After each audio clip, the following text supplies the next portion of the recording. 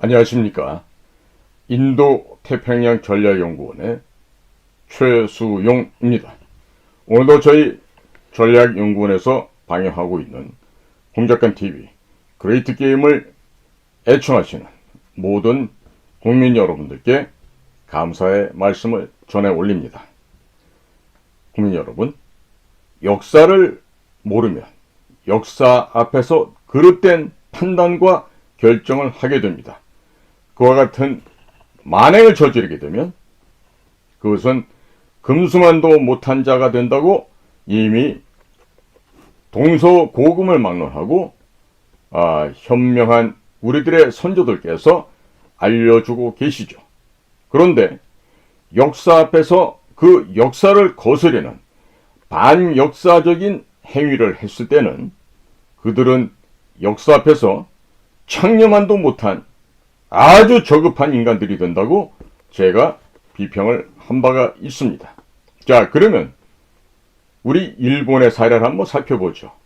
시대를 잘못 읽은, 역사를 잘못 읽었던 일본의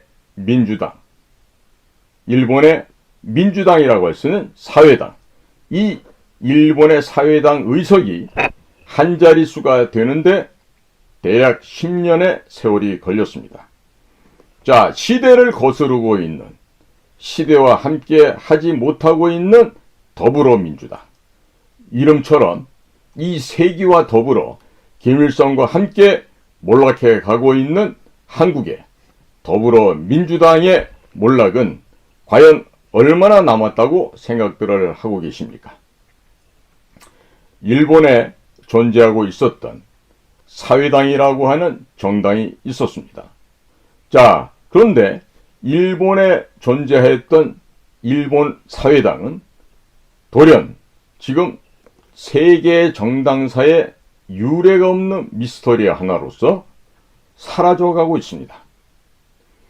일본 자민당과 함께 전후 일본 정치를 양분해왔던 소위 1955년 체제의 주역이었던 일본 사회당은 과연 무엇을 어떻게 했길래 이렇게 비참한 상황이 현재 되었을까요? 지나간 40여 년에 걸쳐서 제1야당으로 군림을 해오면서 급기야 총리까지 배출했었던 일본의 사회당, 이러한 거대 정당이 현재는 존재감조차 없이 쪼그라들고 말았습니다. 거의 소멸했다고 해도 과언은 아닐 것입니다. 자, 사회당에서 당명을 일본 사회민주당, 즉 3인당으로 바꿨는데 현재 중의원에서 3인당의 이름을 갖고 의원직을 하고 있는 사람은 단 한 명에 지나지 않습니다. 자, 이 얘기는 거의 멸망되었다, 소멸되었다 라고 표현을 할 수가 있겠죠. 자, 그러면 왜 일본의 사회당은 이런 쇠락의 길, 몰락의 길을 걸을 수밖에 없었겠습니까? 그 이유는 역사를 잘못 인식했기 때문입니다. 시대의 변화의 흐름을 올바로 깨닫지 못했기 때문에 이러한 일을 겪게 되었던 것입니다. 자유, 개방, 민주주의로 진행하고 발전하는 역사의 발전 방향을 잘못 해석해서 친북, 친중, 반미의 역주행 노선을 결정하고 그 방향으로만 거꾸로 달려왔던 것이 바로 일본 사회당의 행로였습니다. 자, 그러한 걸음걸이를 해온 일본 사회당은 우선 바로 주변에 있는 한반도의 정세를 완벽하게 거꾸로 읽어내는 오류를 범하고 말았습니다. 대한민국, 이 한국을 심지어 이들은 남조선이라고 불렀습니다. 그리고 이 남조선이라고 하는 나라는 실패한 국가다, 마치 역사상에 있어서는 안 될 국가다라고 오역을 하고 또 잘못 이해를 했습니다. 반면에 북조선, 이 북한 괴뢰 정권에 대해서는 조선민주주의 인민공화국이라고 하는 국호를 불러줌과 동시에 위대한 지도자 김일성이 이끄는 성공한 모델로 칭송을 하였던 것이죠. 역사를 완벽하게 오독을 했던 것입니다. 자, 그리고 이들은요, 미국을 남조선 침략자로 규정을 하였고, 또 살인병기가 되는 미군 철수를 주장해 왔었던 것입니다. 자, 이들은 말입니다, 급기야 북한 괴뢰정권, 북조선이라고 하는 저 허상, 우상 독재 지배 체제를 그토록 모르고 그리고 알려고 하지 않았기 때문이었습니다. 북한 괴뢰정권의 실상이 하나 둘씩 드러난 뒤에도 일본의 사회당은 친북의 그 환상을 버리지 않고 그 환상 속에 사로잡혀 있었던 것입니다. 이 일본 사회당이 몰락하는데 결정적인 쐐기를 받게 되는 것은 일본의 납북자 문제였습니다. 80년대에 들어서 일본에서는 실종자들이 많이 발생을 하였습니다. 그리고 북한 공작선에 의해서 납치되었다는 그런 증언들이 쏟아졌지만 사회당은 이 객관적인 이 진실에 대해서 대한민국의 국가안전기획부, 제 바로 고향입니다, 국가안전기획부가 조작한 정보라고 하면서 전혀 이것을 인정하려고 하지 않았습니다. 그리고 이들은요, 북조선이 그러한 만행을 저지를 리가 없다는 식으로 늘 그들의 주장을 펴왔었죠. 그런데 이게 웬일입니까? 2002년도에 고이즈미 총리가 북한을 방문하게 되었습니다. 그때 고이즈미 총리 앞에서 김정일은 납치자 문제, 즉 일본인들을 북이 납치했다는 이 사실을 깔끔하게 시인을 하고 맙니다. 김정일이가 이 객관적으로 일본인들을 납치했다고 시인해버리자 사회당의 입장은 어떻게 됐습니까? 완전히 모래성이 되어버렸죠. 아주 그냥 어디 의지할 바가 이제 없어지게 된 겁니다. 자, 뒤늦게서나마 우리도 북조선에게 속았다, 이렇게 말을 바꾸게 되지만 일본 국민들의, 일본 대중의 신뢰는 이미 일본 사회당을 떠나가 버린 후였습니다. 자, 이러한 일본 사회당의 몰락을 살펴보면서 오늘 현재 한국에 있는 더불어민주당, 이 더불어민주당의 내일을, 더불어민주당의 미래를 우리는 예측해 볼 수 있겠습니다. 자, 그것은 이 더불어민주당은 당명부터 북한 괴뢰의 저 철천지 원수 김일성이가 지었다고 하는 세기와 더불어에서 그 더불어를 임차해서 가져오서 당명을 채택했습니다. 자, 누구와 더불어 하려고 당명을 더불어민주당으로 했을까요? 누가 거기 해당되겠습니까? 김일성과 더불어, 김일성과 함께 북한의 독재 왕조 체제와 함께 더불어 가겠다는 그 뜻을 그 당명 안에 포함시켜놨기 때문에 더불어민주당이 됐죠. 그러니까 이 현재 한국의 더불어민주당은요, 이미 시대의 절대적인 패배자, 누굽니까? 북한 괴뢰, 이 세상에서 가장 악독한 테러 범죄 집단인 북한 괴뢰도당의 진영에 서 있기 때문에 그렇습니다.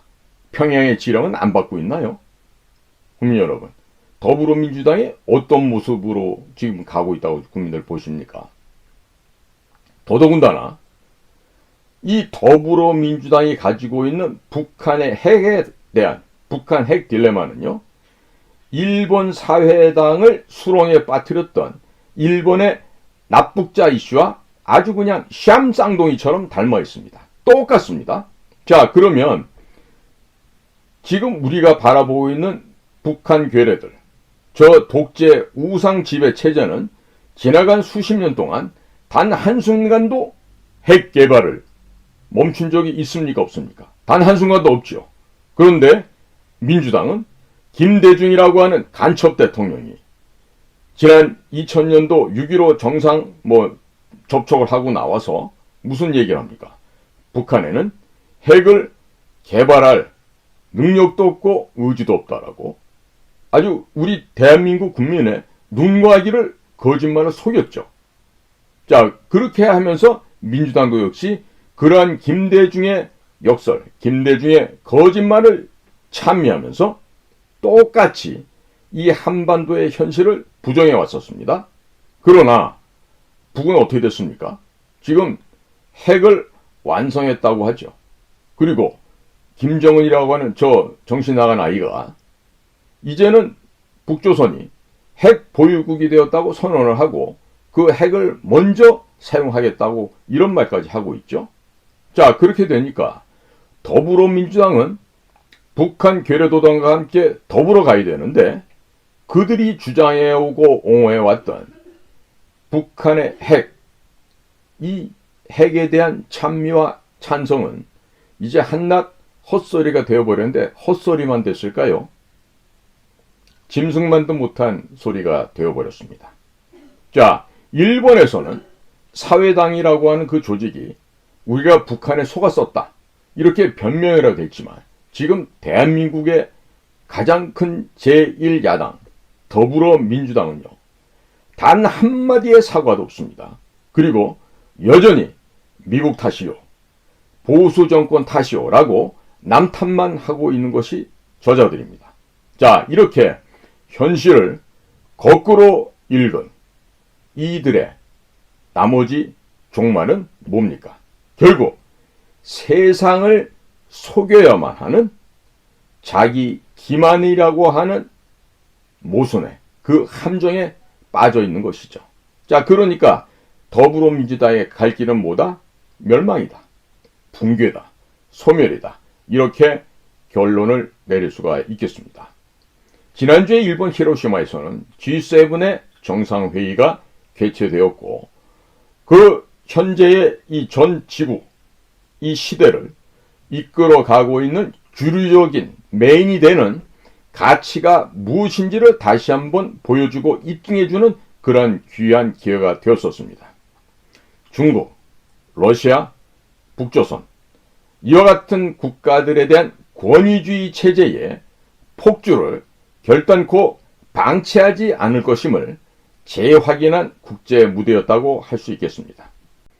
20세기 중반 이후에 세계 질서는 미국 중심의 자유진영이 주도를 해왔고 앞으로도 그렇게 진행이 될 것입니다.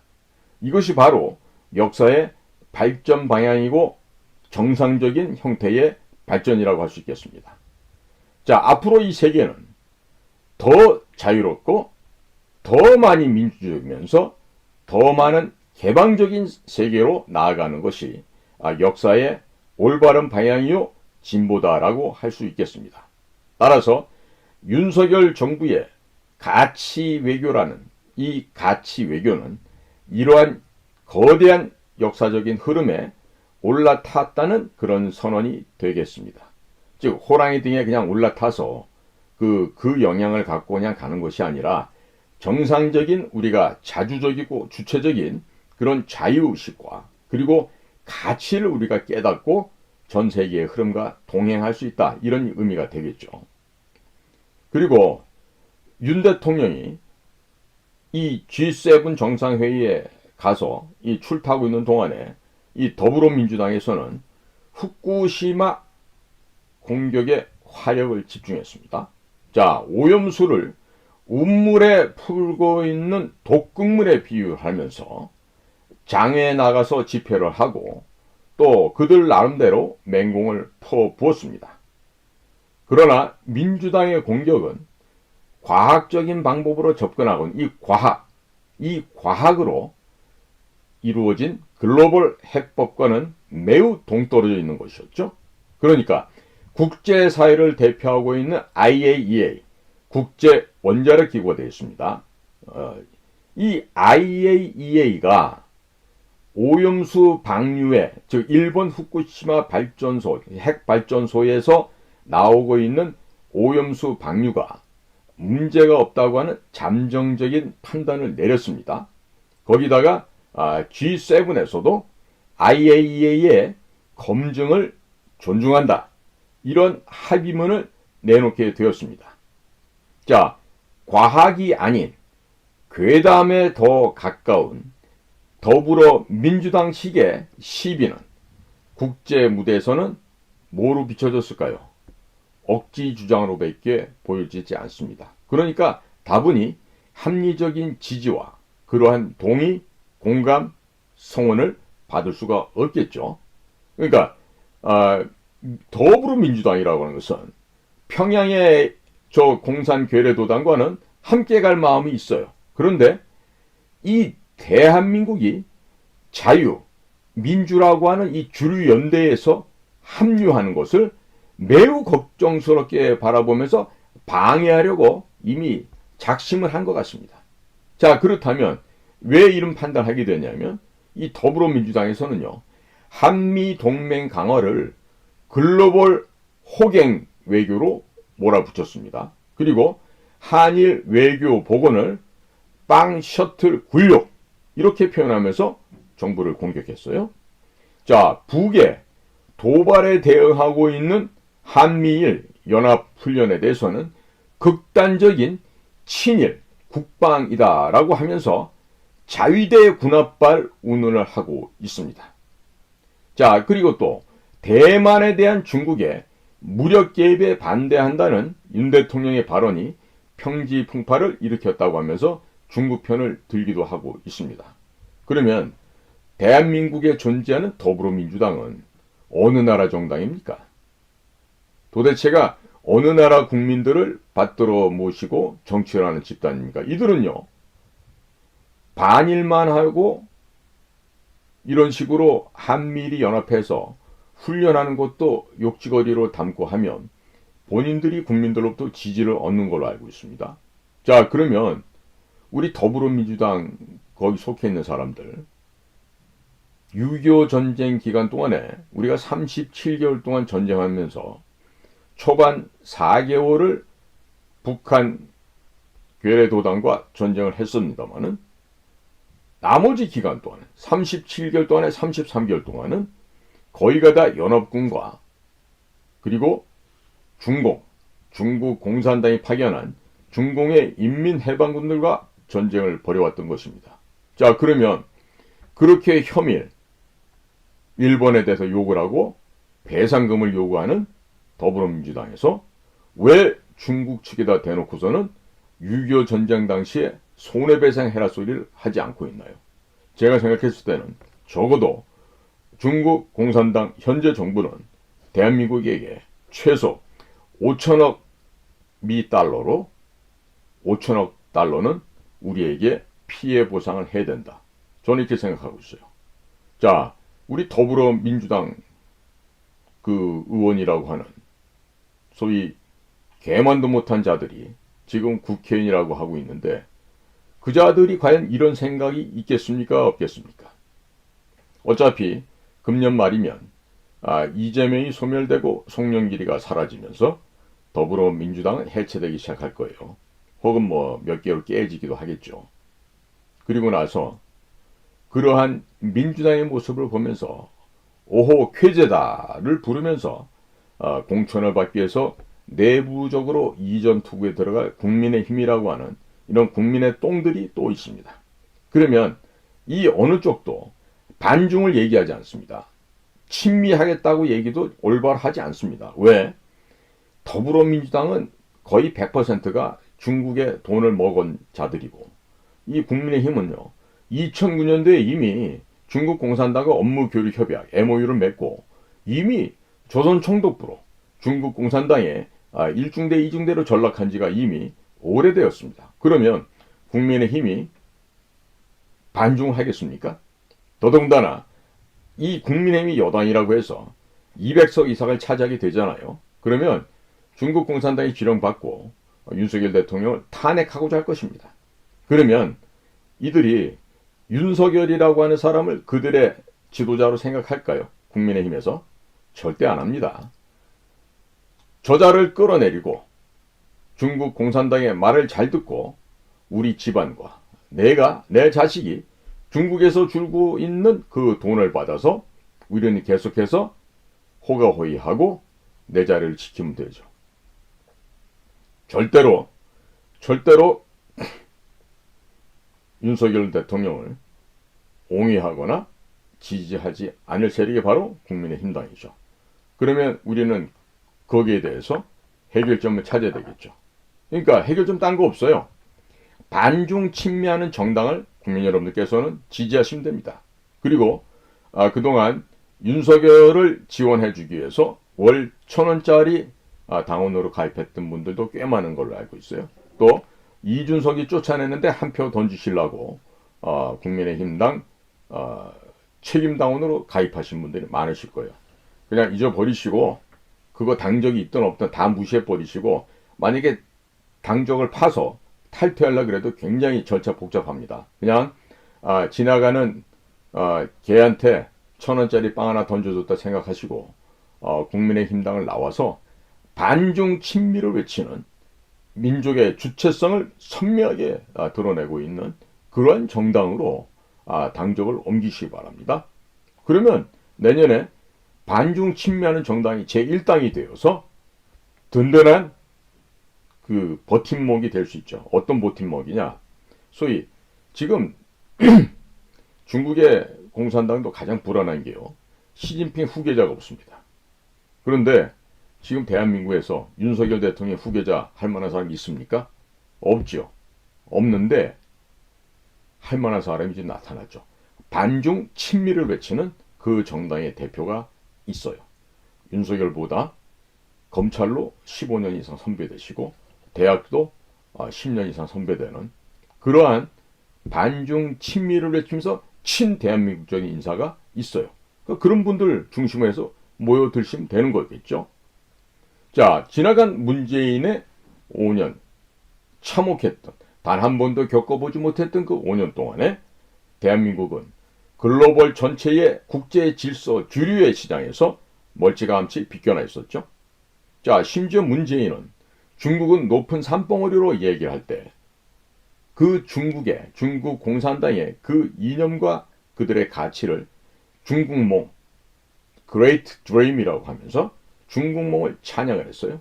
그리고 북한 괴뢰, 북조선에 대해서는 김정은이라고 하는 저 괴뢰 괴수가 비핵화 의지가 있다. 이런 거짓말로 전 세계를 속였습니다. 자, 그러면서 이들은 친중, 친북으로 매우 근접해 있었죠. 자, 그렇게 이 나라, 우리의 아름다운 금수강산 대한민국을 저 중국 땅으로 또 북한 땅으로 몰고 갔던 이 더불어민주당이 지금 현재는 정권을 윤석열 정부에게 내줬죠. 이 국민의힘이 잘해서 내준 게 아닙니다. 국민의힘은 대통령 후보도 자당에서 제대로 배출하지 못할 만큼 그런 썩어 빠진 집단이에요. 현재도 마찬가지입니다. 자, 그래서 정권을 지금 외형적으로나마 윤석열이라고 하는 그 새로운 사람이 나타났던 그 국민의힘에게 뺏겼어요. 그런데도 불구하고 현재 민주당은 역주행을 계속하고 있으면서 국가가 정상적으로 앞으로 나아가려고 하는데 그 모든 방향과 통로를 막아버리고 그 발목을 지금 잡고 있죠. 절대 해서는 안 될 짓을 지금 하고 있습니다.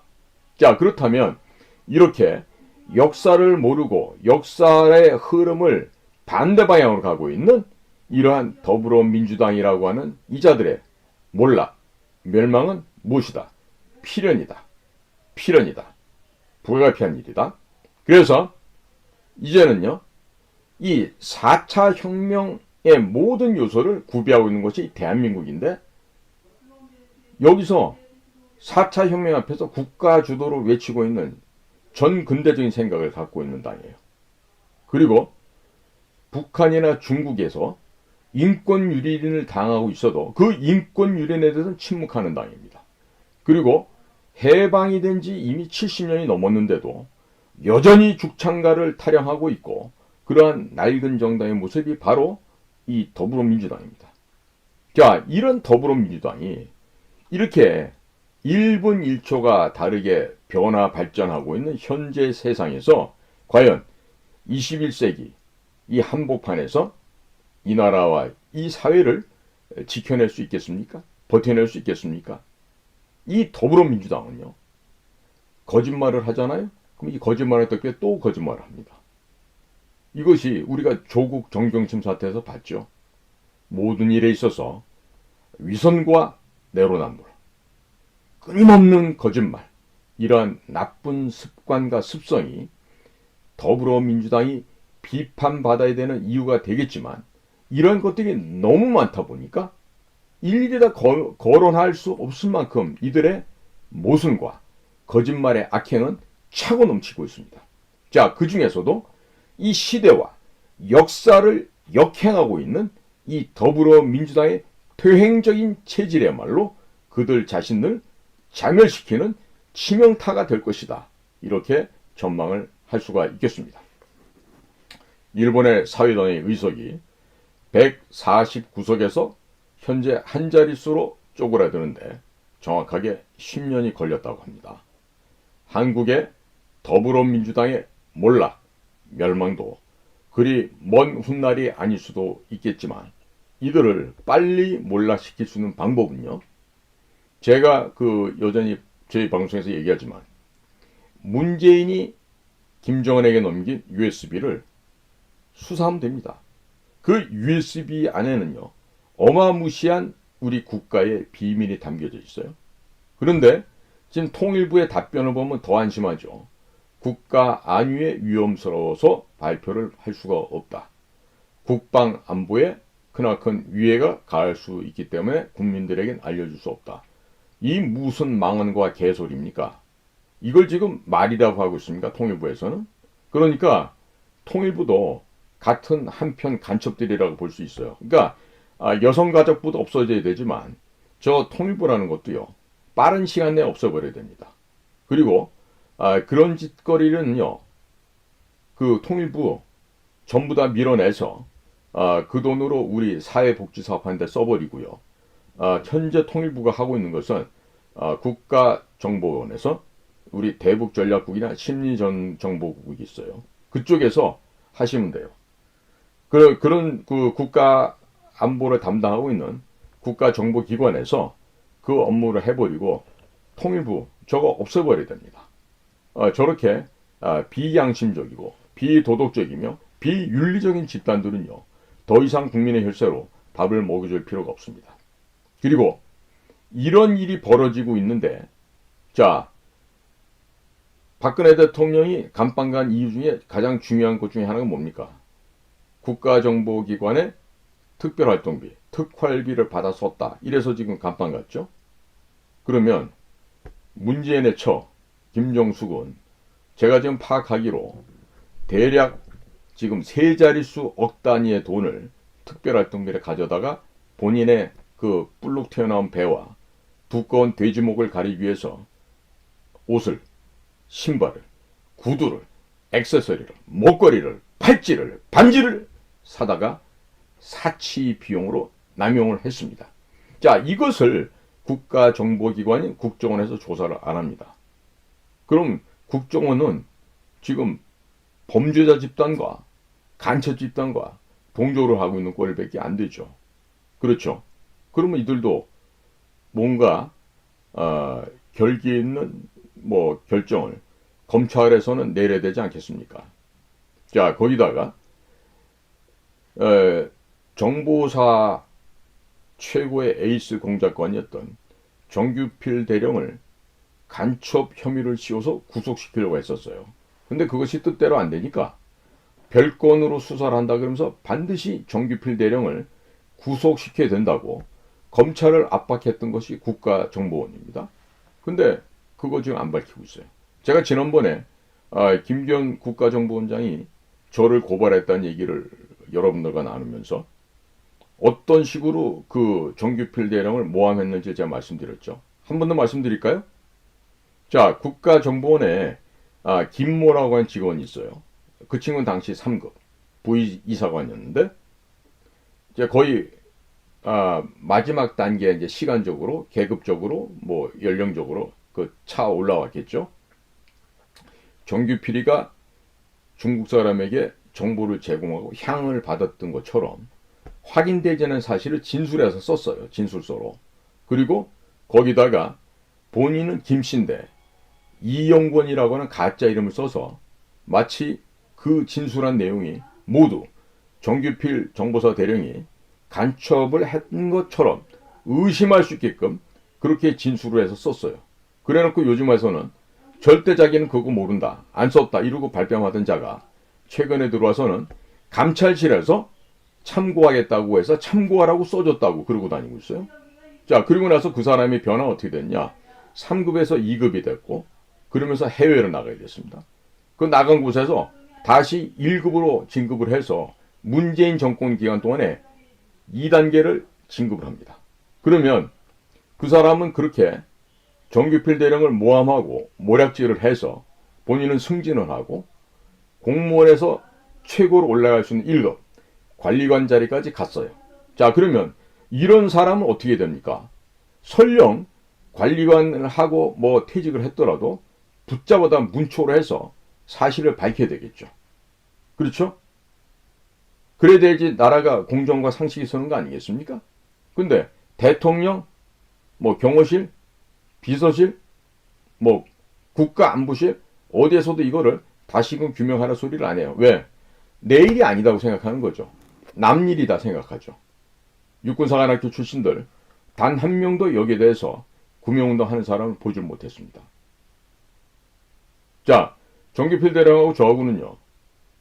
무슨 학교를 같이 다닌 것도 아니고 또 공통점이라고 하면 대북 공작 사업을 현장에서 같이 뛰어다니면서 했다는 그 공통점이 있겠지만 우리는 학연 지연 아무것도 없어요.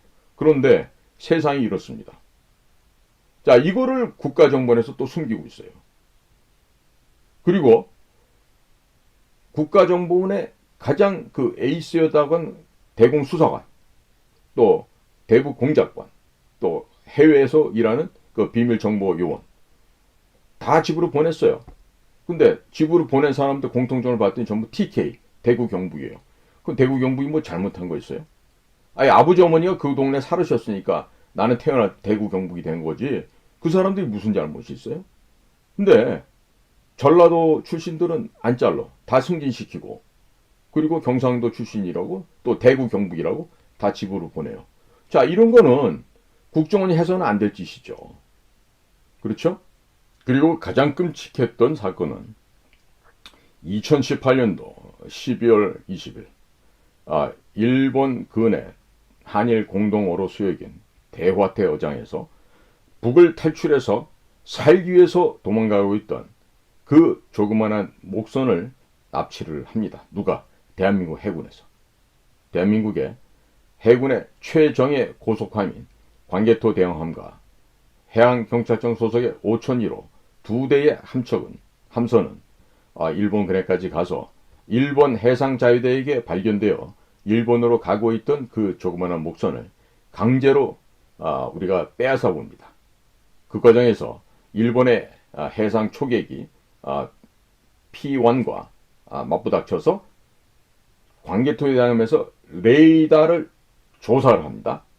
그 일본 해양 초계기를 향해 쐈다는 얘기죠. 일촉즉발의 상황까지 갔었습니다. 그래서 결국 일본이 양보하고 그 목선을 풀어주므로 우리는 그 목선을 우리 항구로 데려와서 정확한 합심도 하지 않고 그 다음날 바로 북한으로 돌려보냈습니다. 제가 우리 그 첩보망에 따르니까 왜 그것이 그렇게 하루 만에 북으로 갈 수밖에 없었는지는 이유가 아주 극명하게 남아 있습니다. 뭐냐? 북에 김여정이가 문재인에게 전화를 했습니다. 그래서 야 문재인, 이 나라를 탈주해간 저 갓나 반역 새끼들을 당장에 잡아서 우리 북으로 올리라. 이런 전화를 받고 문재인과 국가안보실 정의용은 허둥지둥 지시를 내리고 해군 참모총장, 국방장관, 또 동해안 함대사령관 이 모든 사람들에게 헐레벌떡 급전을 내려서 급히 그 전문 지시를 하고 명령을 내려서 가서 일본으로 거의 거지거반 도착해서 성공할 수 있는 그 북한의 목선을 잡아다가 북한으로 강제 납북을 시켰죠. 덕분에 그 안에 타고 있던 호위사령부 소속의 장병이 아니라 군관들이었습니다. 즉 장교들이었는데 그 살아있던 3명과 또 이미 배에 승선할 당시 북에 추격해오던 자들의 총격전에서 총상을 입고 있었던 한 명은 결국 배 안에서 숨진 채로 발견이 되었었습니다마는 생존해 있던 3명을 다시 죽음의 사지로 몰아넣었던 것이 문재인과 문재인 정권이었어요. 그러니까 이것은 명백한 여적죄 아니겠습니까? 대한민국에서 대한민국 국민이 되는 북조선을 탈출했던 그 젊은 장교 3명을 강제로 복송시킴으로써 그들을 살인을 하는 이런 만행을 대한민국 정부가 저질렀어요. 그 당시 아마 광개토 대항함의 함장이었던 사람은 현재 영국 지역의 무관으로 지금 외교관 서비스를 하고 있다고 하는데 그렇게 사람 죽여놓고 영국 런던에 가서 무관하면서 파티장 다니면서 똥폼 잡아도 될지 모르겠어요. 뿐만 아니라 동해안 함대사령관, 해군 참모총장, 그리고 국방부 장관 그 모든 지휘선상에 있었던 자들은 잡아다가 군법회의에 보내야죠. 그리고 형법 제93조 여적죄를 적용해서 전부 극형인 사형에 처하고 이 나라의 기강을 바로 잡아야 하지 않겠습니까? 이걸 아직도 안 하고 있어요. 이렇게 되면요. 이게 나라냐라고 얘기를 할 수밖에 없죠. 이게 나라냐라고. 지금 이렇게 지금 멸망해 가고 있는 파멸해 가고 있는 더불어민주당의 이 몰락의 현장을 보면서요. 이 나라의 기강은요. 아직도 바로 잡히기엔 너무나 멉니다. 자, 이런 점에 있어서 제가 다시 한번 강조합니다. 이 나라의 지도자, 리더라고 하는 그 비슷한 위치에 계신 분들은요. 무엇보다도 청렴하고 정직해야 됩니다. 특히나 돈 문제에 관해서만큼은 청렴하고 결백하고 정직해야 됩니다. 자, 돈을 보고 눈이 뒤집혀가지고 그 돈을 다 먹겠다고 하는 자는요. 그 돈 때문에 다 죽습니다. 바로 그게 사망의 음침한 골짜기가 됩니다. 그 황금의 눈이 멀잖아요. 반드시 동서고금의 역사를 볼 때 단 한 명도 예외가 없이 몰락의 길을 걸었고 죽음의 길을 걸었습니다. 인생이 끝난다는 얘기예요. 그러니까 현재 우리나라 지도층에 계신 분들도 잘 들으십시오. 당신들이 장관이든 총리이건 대통령이건 무슨 자리에 있든지 간에 당신들의 재물이 아닌 것에 기회가 있더라도 눈독 들이고 눈 뒤집어지지 말기 바랍니다.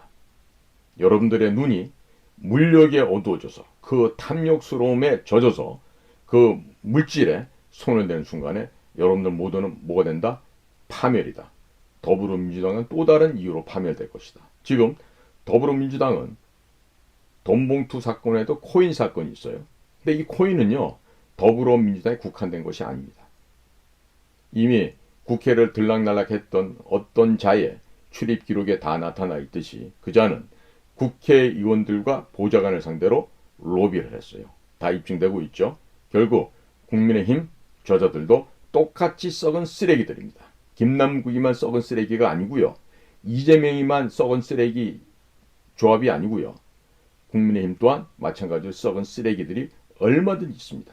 그렇기 때문에 내년에는 우리가 다 같이 팔 걷어붙이고 여의도의 쓰레기들을 소탕을 해야 돼요. 그 소탕하는 방법은 반중 친미를 외치는 정당으로 모이시면 되죠.